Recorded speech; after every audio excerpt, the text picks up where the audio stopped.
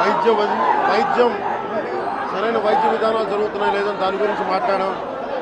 అలాగే నేను ఇక్కడికి ఎందుకు ప్రత్యేకించి ఎందుకు పరామర్శించి రావడానికి ఎందుకు అనుకున్నామంటే ఇది ఒక్కరి మీద జరగల, రాష్ట్ర యంత్రాంగం మీద దాడిగా చూస్తున్నాం. దీన్ని వైసీపీ నాయకులకి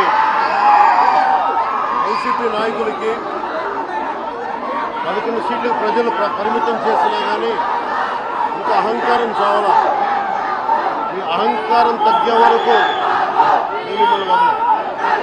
మీరు ఇష్టానికి మాట్లాడిన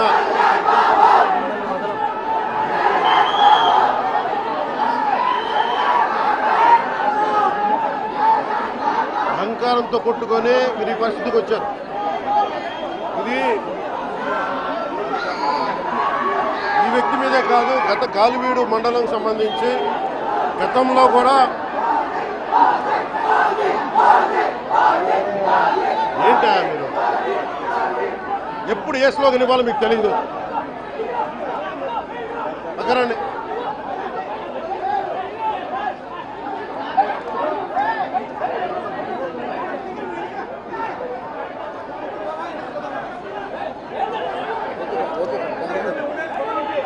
జల్లా సుదర్శన్ రెడ్డి గారు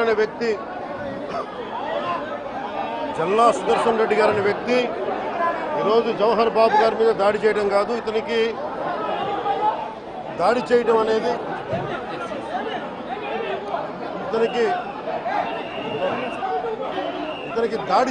కొత్త కాదు.